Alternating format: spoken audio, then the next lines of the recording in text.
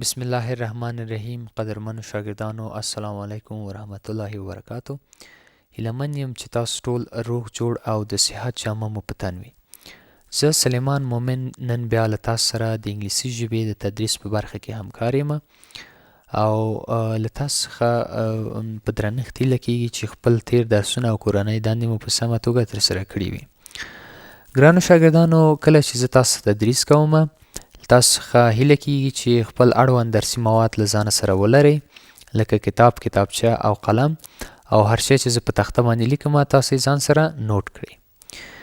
ګرانو شاګردانو، په تیر درس کې موږ او تاسو ویلې چې په واقعي ورلګیدنه کې باید موږ او تاسو کوم کارونه ترسره کړو او وروسته له هغې ځینې پوښتنې موږ او تاسو ولوستلې چې باقي برخې موږ او تاسو نن په خپل درس کې وایو او ځواب به هم موږ او تاسو څه شی کړو ترلاسه کړو.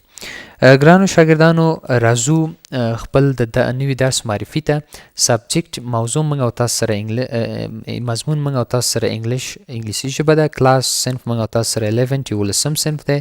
ټایټل عنوان یونټ 2 دویمه برخه لیسن 17 یوولسم درس. پیجز صفحات موږ او تاسو سره 34 35 36 څلور دېرش 15 او شپږ دېرشمې صفحات موږ او تاسو سره دي. objective زموږ او ستاسو د دې درس هدف څه شی دی؟ questions about fires، پوښتنې د اور په هکله. دا زموږ او ستاسو د نن ورځې هدف دی. ګرانو شاګردانو، پیج نمبر 34 تاسو متوجه اوسئ. lesson 7 and 8 اووم او اتم لوست، unit 2 دویمه برخه. home fire escape planning، د کور د اورلګیدنې څخه د تښتېدلو پلان. Are all of the exits in your home clear of furniture, toys, and clutter? Do you have a home fire escape plan that includes 2 ways out of every room if possible? Have you picked a safe place outside where everyone will meet after exiting the home? Have you practiced a fire drill with everyone in your household? Smoke alarms. Does your home have working smoke alarms on each story and outside all sleeping areas? Are the batteries working in all your smoke alarms? Do you have a designed person to test the smoke alarms monthly and change the batteries all test once per year? نو ګرانو شاګردانو، د هماغه پوښتنو په ادامه باندې تاسو په خپل خوښه باندې یا په خپل د معلوماتو یا د کوم شیان چې تاسو سره موجود وي د هغې په هکله باندې دغه پوښتنې تاسو ځواب کوئ او وروسته به موږ او تاسو ووایو چې د دې ځواب به څه شی وي. What's your score؟ اوس راځو د دې پوښتنو سکور یا نتیجه یا نمرې به څه شی وي. Add up the numbers of yes responses in your checklist. کومې پوښتنې چې تاسو ټول yes انتخاب کړي د هغې ټول تاسو څه شی کوئ وشمېرئ او خپل چیک لیست ته یې څه شی کوئ ورواچوئ. Give yourself 1 point for each yes response. او ځان ته یوه نمره ورکئ د هر yes ځوابونو په سر. Our score، زموږ او ستاسو کله چې دغه ټول مجموعه حسابه شوه خپل سکور یا نمرې دلته ولیکئ. If you answered yes، که چیرې ستاسو ځواب yes وي to the all of the 22 checklist questions above، د ټولو 22 پوښتنو دپاره ستاسو ځواب yes وي، congratulations، مبارک دی وي. You are a fire safety expert، تاسو یو متخصص د اورلګیدنې یا د اور د محافظت یاستئ.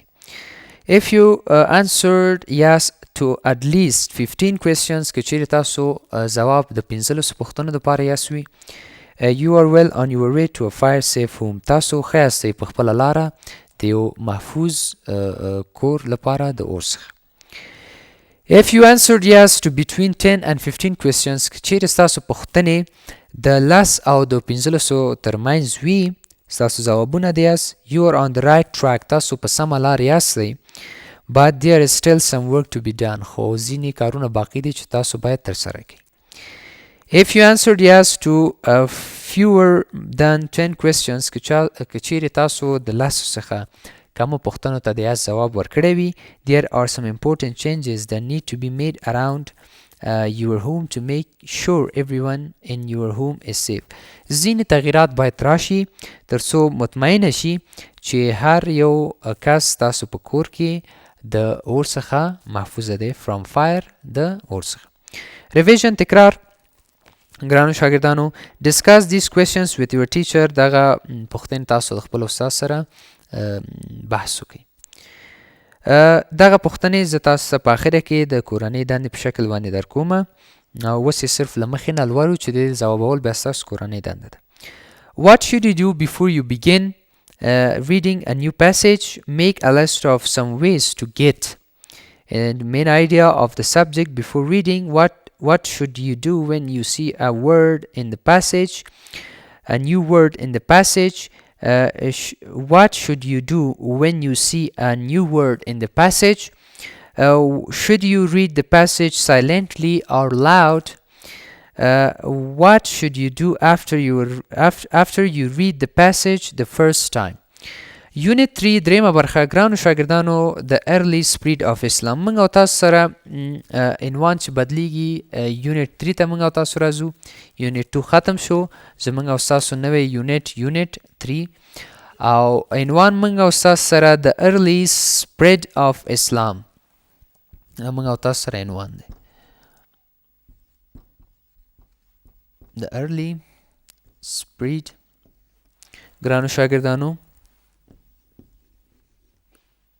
spread of Islam. د اسلام لرغونې خپرېدل یا په پخوا زمانو کې څنګه اسلام خپور شوی و. نو دا زموږ او ستاسو عنوان دی. At the end of this unit د دې یونټ په اخره کې به students will be able to شاګردان به وتوانیږي discuss بحث وکړي about the early spread of Islam د اسلام د لرغونې د خپرېدو په هکله. Read a passage about the early spread of Islam in Afghanistan. د اسلام د لرغونې د خپرېدو په هکله ټاپک یا موضوع لوستل او د اسلام په افغانستان کې. Learn new words and use them in sentence. نوي لغاتونه زده کول او د هغوی استعمال په جمله کې. Know how to change active into passive into active and review that.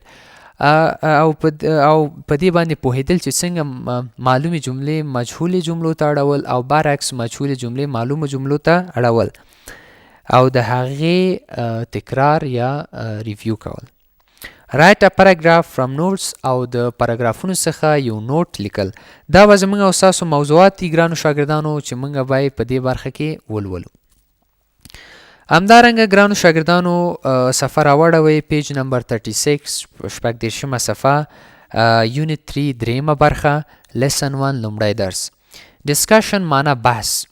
The early spread of Islam. د اسلام د لرغونې خپرېدل یعنی اسلام په پخوا زمانو کې کله چې لومړي ځل لپاره خپرېدو یعنی څنګه خپور شو.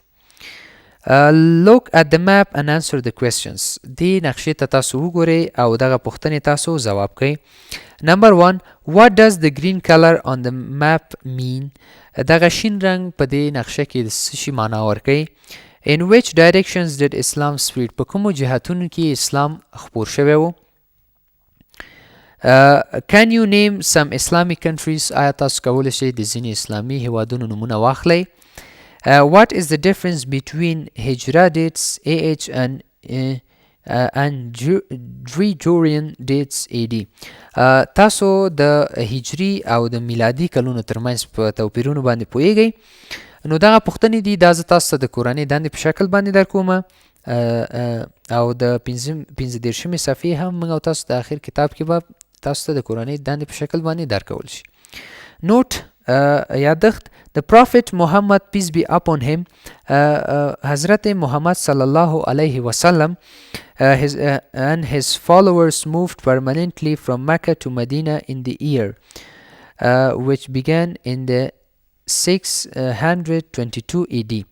وی حضرت محمد صلی الله علیه وسلم او د هغې کوم لارویان چې وو یا تعقیب کوونکي چې وو هغې په دایمي ډول باندې د مکې څخه سفر وکړ د مدینې پر لور چې دغه کال د 622 میلادي کال سره سمون خوري. That began the first year in the Islamic or Hijra calendar. دغه کال د اسلامی تاریخ په لومړي کال باندې څه شو پیل شو چې دې ته موږ او تاسو هجري کال یا هجري تقویم یا موږ او تاسو دې ته وایو یا په لاند شکل باندې د AH په نامه هم باندې دا څه کیږي دا پیژندل کیږي. نو ګرانو شاګردانو هیلمن یم چې تر دې دمه مو درس زده شوی وي د کورنۍ دندې په شکل باندې د 40 د سی برخې پوښتنې زه تاسو ته در کومه. ګرانو شاګردانو د سی برخې کومې پوښتنې چې دي دا تاسو په سمه توګه حل کوئ په خپلو کورونو کې او همداراز ګرانو شاګردانو زموږ او ستاسو بله کورنۍ دنده د 14 صفحې کومې پوښتنې چې وي دا هم تاسو ته زه د کورنۍ دندې په شکل باندې در کومه او هیلهمن یم چې تاسو په دقت سره دغه کورنۍ دنده ترسره کړئ. قدرمنو شاګردانو تر بیا ځلې چې زه ستاسو درانه حضور ته حاضرېږم تاسو په پاک الله سپارم. الله مو مل شه.